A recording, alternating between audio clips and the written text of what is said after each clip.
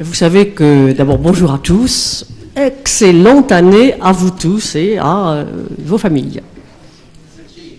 Vous savez que la première chambre civile de la Cour de cassation traite de la responsabilité médicale et de la déontologie médicale.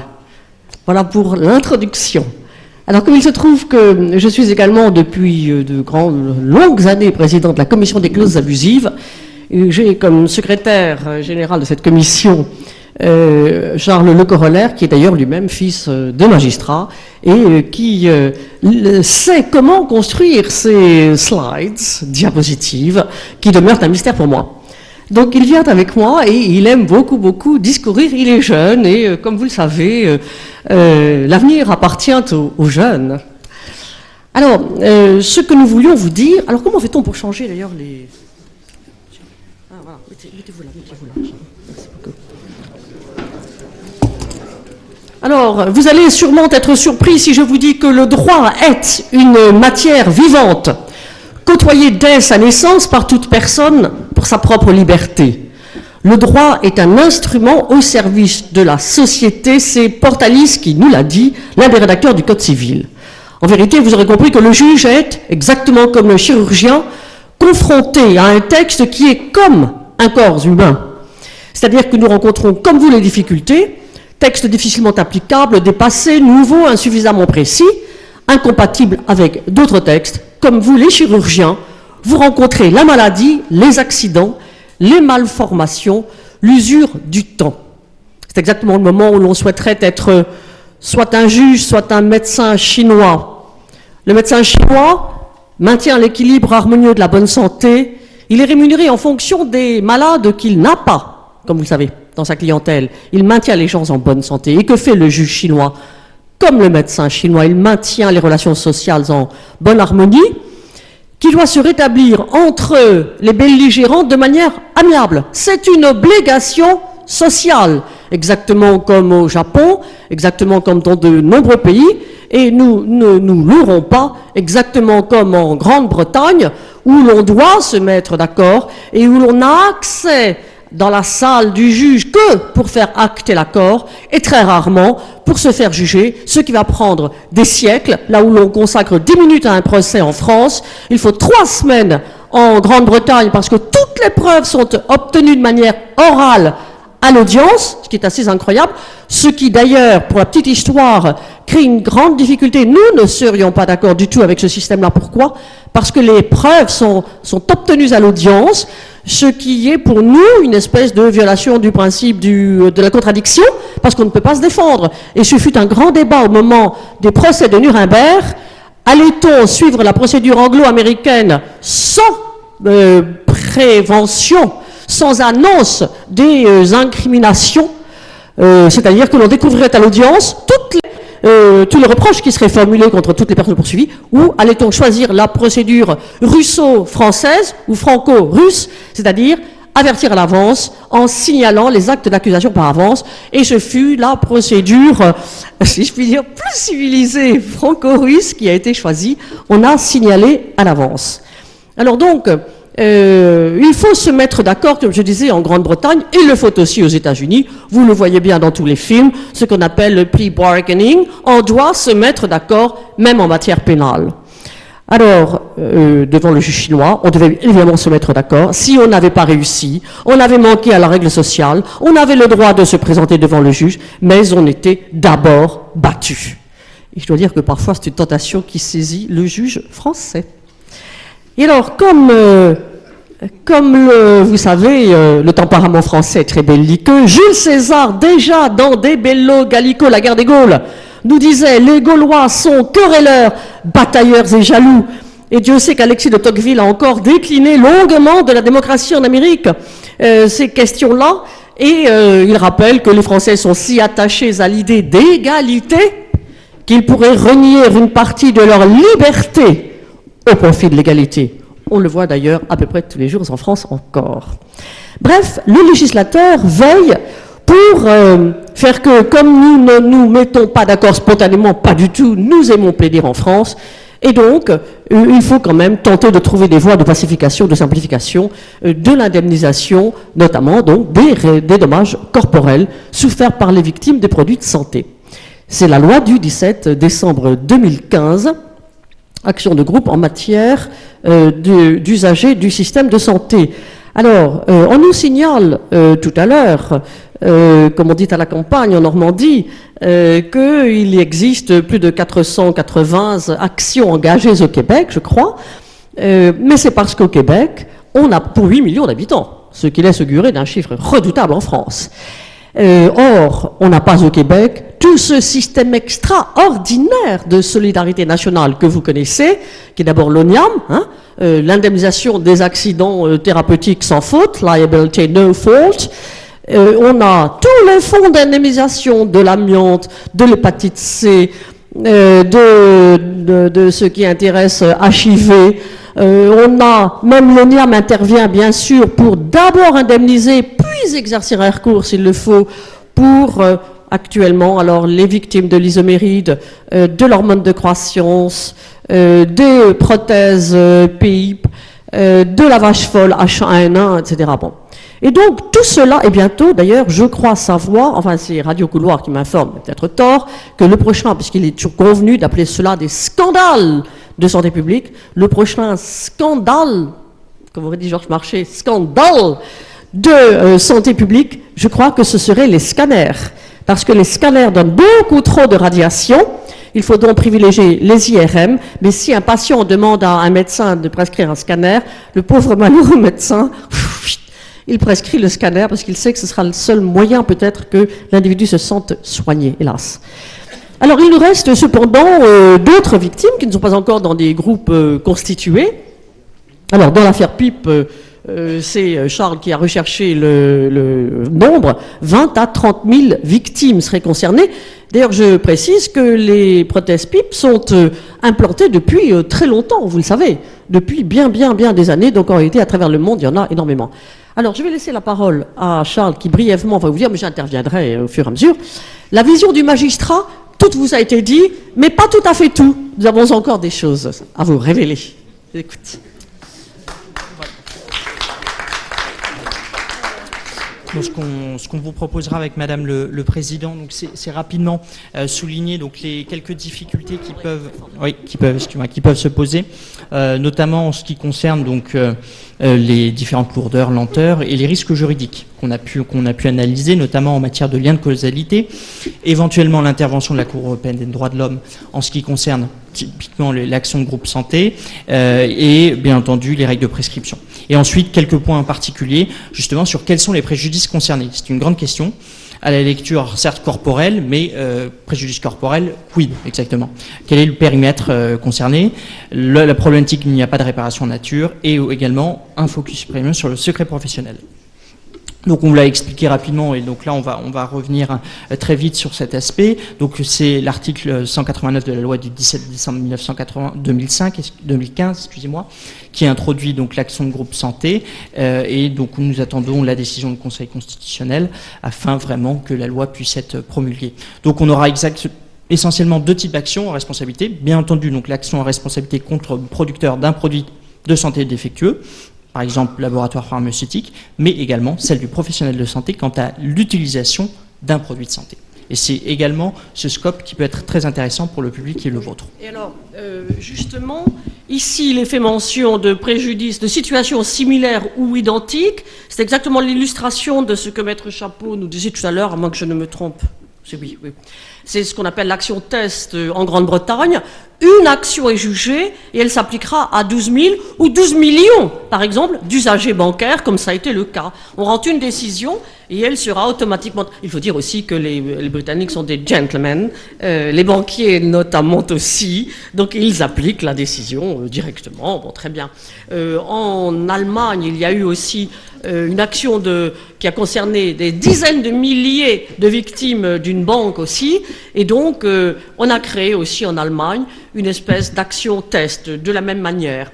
Et alors, dans la loi Hamon, qui a créé l'action de groupe, comme vous savez, la loi de mars 2014, il est dit, ce qui est très intelligent, que lorsque le juge aura décidé que dans un type de contrat proposé par les professionnels et consommateurs, tous les contrats, bancaires, assurantiels, les baux, les contrats de syndic de copropriété, absolument tous les contrats sont concernés, quand un juge aura décidé qu'il existe des clauses abusives dans un de ces contrats, eh bien, la décision s'appliquera à tous les contrats identiques. Alors, nous n'avons pas encore jugé, nous n'avons pas encore été appelés à juger ce que sont ces contrats identiques, mais enfin, je pense que les juges se feront fort de bien définir quels sont les contrats identiques. Et ici, vous voyez, c'est la même chose, situation similaire ou identique. Alors, la question s'est posée des irradiations. Moi, je vois que les produits de santé qui sont pris en compte par le texte sont ceux définis à l'article L 5311-1 du Code de la santé publique, et je vois figurer en troisièmement les biomatériaux et les dispositifs médicaux. Donc je présume que les appareils de radiothérapie seront naturellement interprétés par les juges comme constituant des dispositifs médicaux, bien sûr.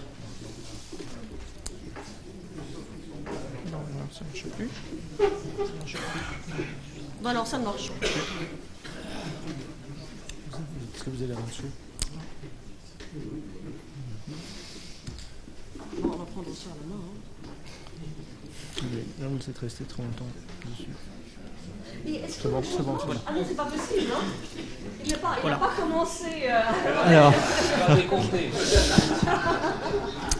Donc, ce qui était également important de souligner, c'est en ce qui concerne justement l'application de la loi dans le temps, donc également faire un focus sur ce qu'a pu être la loi Kouchner, donc la loi du 4 mars 2002, qui donc a vu son application aux activités de prévention, diagnostic et soins réalisés à compter du 5 septembre 2001.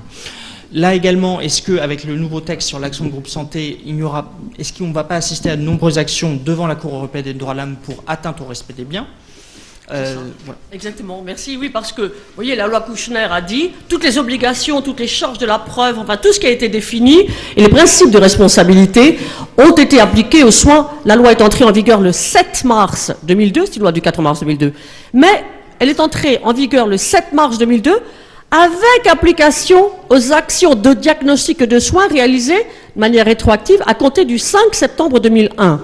Ici, le texte initial prévoyait que l'action de groupe ne s'appliquerait qu'aux manquements postérieurs à son entrée en vigueur ou pour les manquements continus n'ayant pas cessé à cette date, mais c'est la Commission des affaires sociales de l'Assemblée qui a supprimé cette fraction du texte en considérant que si on maintenait cette restriction, on ne pourrait pas indemniser une quantité de dommages, en particulier ceux du distilbène, dont on peut s'apercevoir que la fille ou la petite fille, peut-être l'arrière-petite-fille, de la femme ayant reçu du distilbène longtemps auparavant, elle ne s'en apercevra que tard et elle aura le délai légal pour agir qui naîtra du jour où elle s'est rendu compte de la pathologie dont elle était souffrante.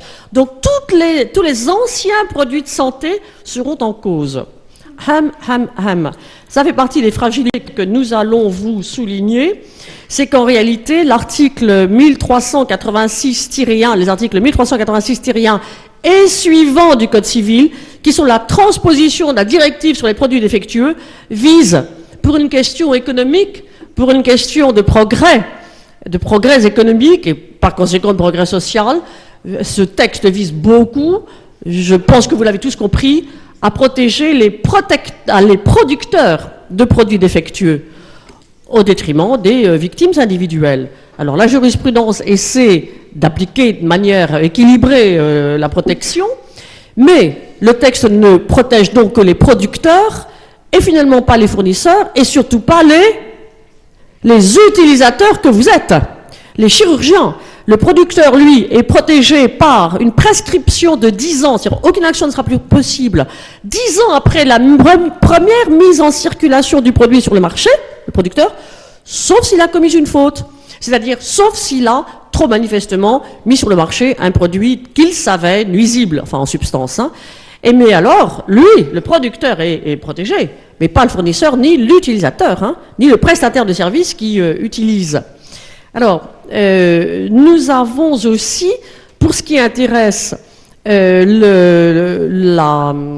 l'engagement de responsabilité des médecins, nous avons, mais je crois que notre décision ne pourra pas beaucoup tenir longtemps, en 2012 et 2013, nous avons décidé, puisque jusque-là, c'est que c'était une obligation de sécurité de résultats qui pesait sur le chirurgien pour l'utilisation d'un matériel prothétique, toutes les prothèses qu'il avait mises en œuvre dans le corps humain engageaient sa responsabilité de plein droit, obligation de sécurité de résultats.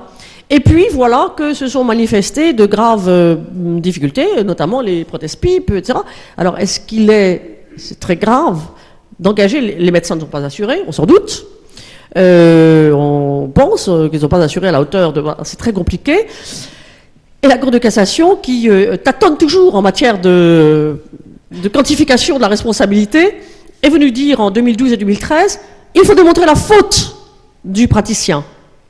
Mais cela ne vaut que pour les actions commises avant septembre 2001. Parce qu'après septembre 2001, on tombe dans la loi Kouchner, qui, elle, ne fait pas du tout de distinguo et dit obligation de sécurité de résultats aussi pour la mise en œuvre du matériel prothétique.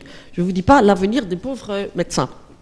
Alors, nous avons aussi essayé de trouver le lien de causalité par voie de présomption entre l'ingestion, l'utilisation d'un produit et la pathologie. Et nous avons jugé dans les affaires de l'isoméride et ensuite dans un certain nombre d'affaires, nous avons jugé que cette preuve pourrait être apportée par voie de présomption. Que sont les présomptions?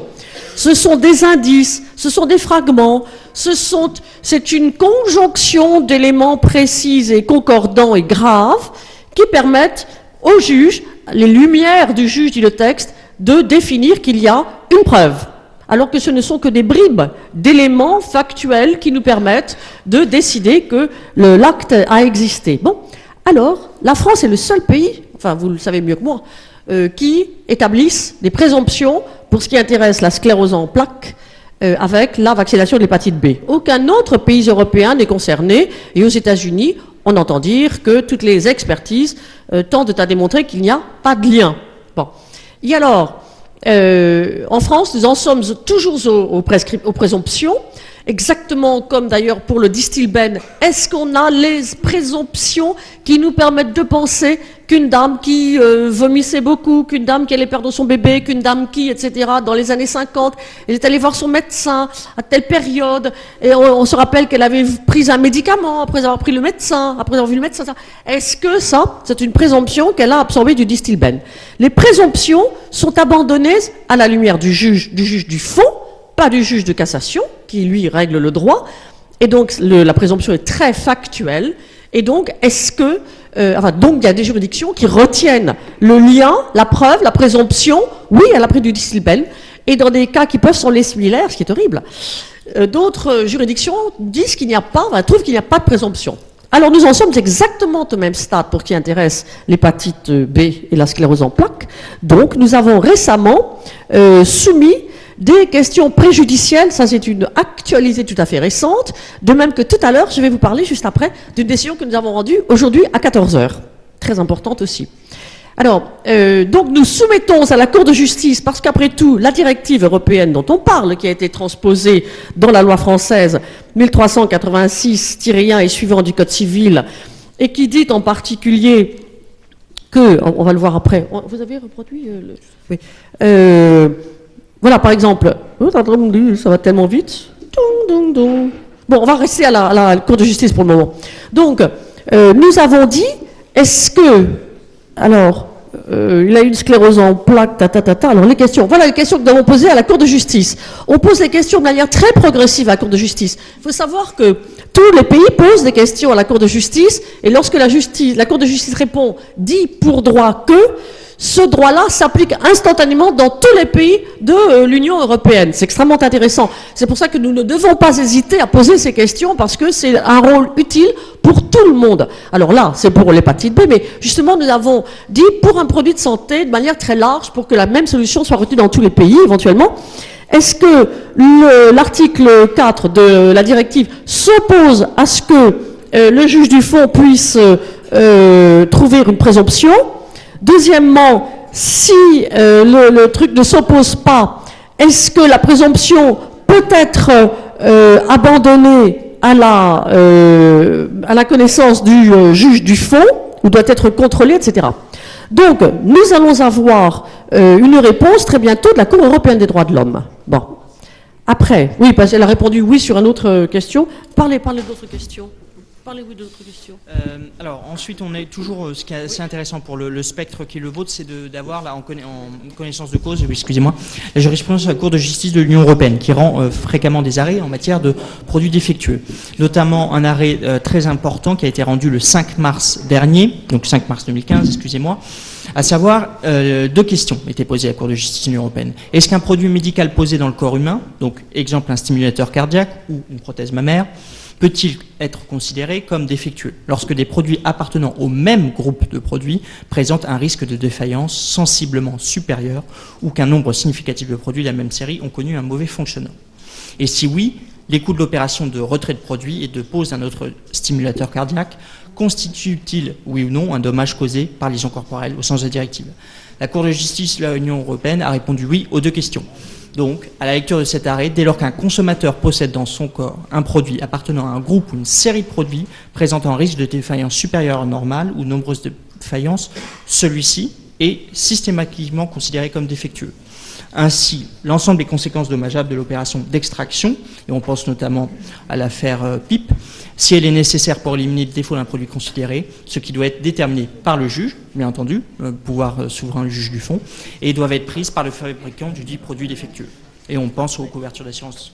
Oui, exactement. Alors donc, vous avez bien compris que même si le produit que vous utilisez n'est pas connu comme défectueux parce qu'il n'a pas prouvé sa nocivité, dès lors qu'il appartient à un groupe de produits dont certains ont été jugés défectueux, votre responsabilité serait engagée parce que cela signifierait que vous n'avez pas vérifié si ce produit appartenait à un groupe dangereux.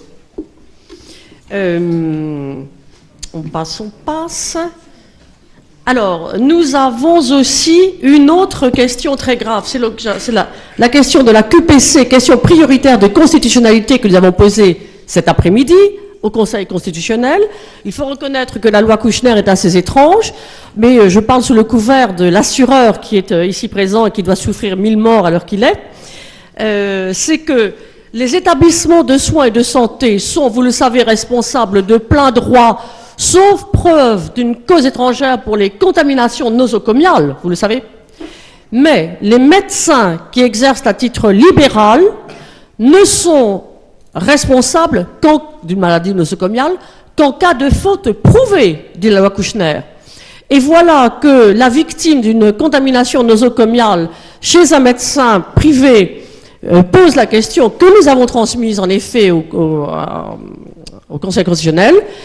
Est-ce qu'il est admissible qu'une différence de traitement semblable existe entre les établissements de soins et les médecins libéraux lorsque l'on considère que de nombreux médecins libéraux exercent dans des structures qui apparaissent être des établissements de soins, mais qui sont exploités sous forme de sociétés civiles de moyens, c'est-à-dire simple mise en moyens sans entité extérieure qui exerce l'activité de soins.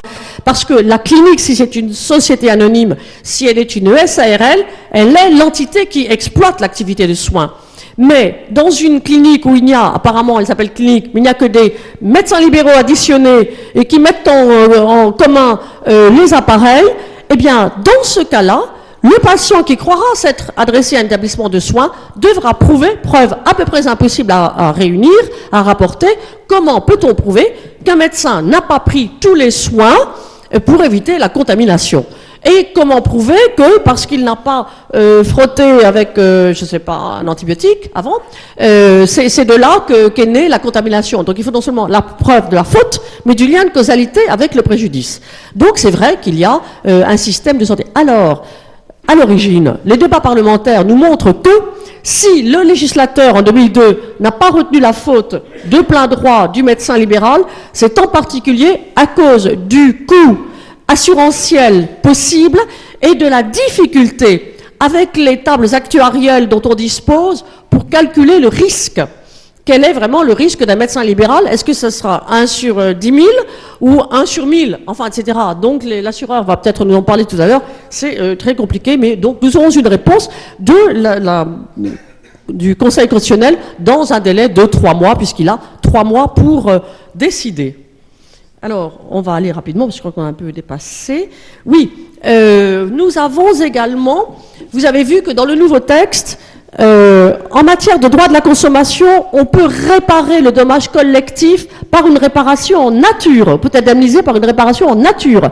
Par exemple, au Québec, des voyageurs d'autocars avaient été un peu floués par l'exploitant, et la réparation en nature a été de leur offrir des voyages gratuits dans ces mêmes autocars, pas de l'argent.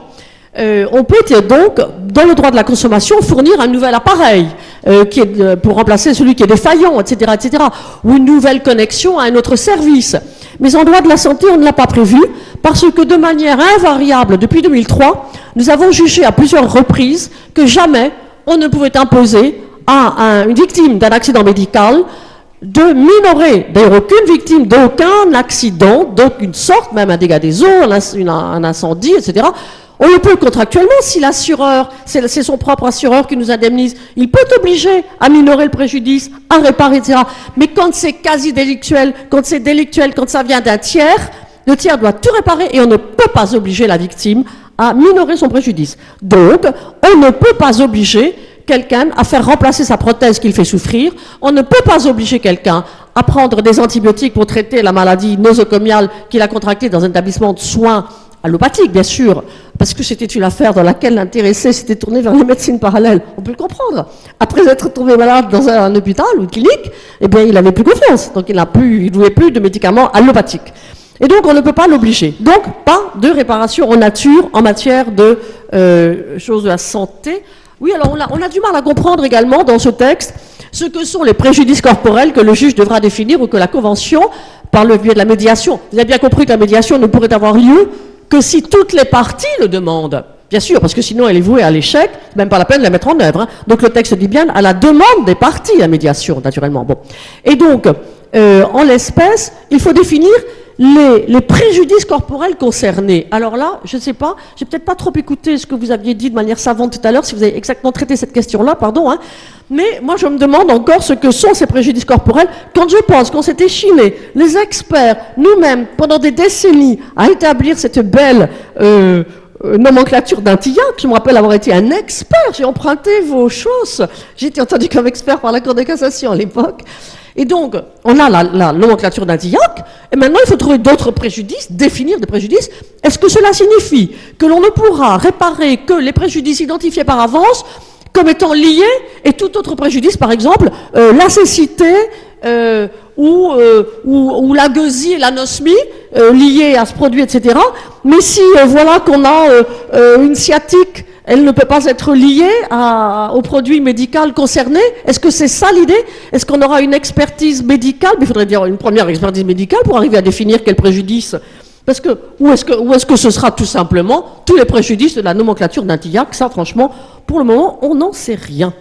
Qu'est-ce qu'on a encore pensé? On en a bientôt fini parce qu'on a dépassé. Hein. Attendez. Ah oui. Aussi en France. On n'a pas, donc la France, vous le savez, très égalitaire, très juste, très tout ce que vous voudrez. Donc on n'a pas du tout mis sur pied des punitive damages. Les dommages et intérêts punitifs qui ont une vocation, c'est celle de tuer l'entreprise, exactement comme les sanctions de la SEC, qui est le gendarme de la bourse américain. On prononce des sanctions qui tuent. En France, en matière boursière, en matière de délit boursier, les sanctions sont 100 fois inférieures à celles qui sont prononcées aux États-Unis. Et bien c'est la même chose. Pour la réparation de dommages corporels, on répare, d'ailleurs comme d'ailleurs aux États-Unis, on répare le préjudice corporel qui est limité. Ah, vous avez compris aussi que ce texte ne traitait pas les actions de groupe en matière de santé, ni les préjudices matériels, ni les préjudices, attention, matériels, c'est tout à fait différent de corporel. C'est-à-dire que le préjudice professionnel, il est corporel, parce que c'est le corps qui est interdit de travailler, etc. Bon. Donc, préjudices matériels ne sont pas pris en compte, ni non plus les préjudices moraux, ni les victimes par ricochet. Donc, celles-là, elles auront bien sûr une action individuelle, en espérant qu'il n'y aura pas trop de contradictions entre les actions de responsabilité, de décision de responsabilité entre les actions individuelles et les actions collectives. Ça, ce sera très compliqué aussi, hein. Et alors donc, pas de dommages et intérêts punitifs. Mais on a eu des velléités des dommages et intérêts punitifs à plusieurs reprises en droit français, non pas en droit français, en réflexion française. Mais chaque fois qu'on a imaginé des dommages et intérêts punitifs, ils n'étaient pas pour la victime, ils étaient pour des fonds collectifs, pour engager d'autres actions collectives, etc., etc. Mais ce ne sera jamais pour la victime. Ah oui, à propos de fonds d'ailleurs, moi je me demande pourquoi, avec les 469 ou 80 associations françaises, vous avez vu, au ministère des Finances, il y a un proverbe qui dit « Quand l'argent passe par les mains, c'est comme l'huile, il en reste toujours quelque chose. » Alors je ne veux pas dire du mal, mais je veux simplement évoquer les risques. Pourquoi a-t-on confié à 480 petites associations? Quelles sont les garanties? Pourquoi a-t-on décidé en matière de droit à la consommation, il y en a 15 qui sont agréés, qui sont contrôlés, qui sont énormes, etc. Et déjà, elles n'ont pas de moyens pour vivre. Alors vous imaginez les toutes petites associations, c'est comme l'huile au ministère des Finances, quand on va leur donner l'argent qu'elles doivent verser à la Caisse des dépôts et consignations, mais enfin, bon, je ne veux pas de schéma d'avantage, vous avez compris. Bon, pourquoi est-ce qu'on n'a pas décidé dans le texte que ce serait versé tout de suite, directement à la Caisse des dépôts? Bon, bref. Et je crois qu'on en a à peu près terminé. Attendez. Bon, ben c'est tout, alors voilà.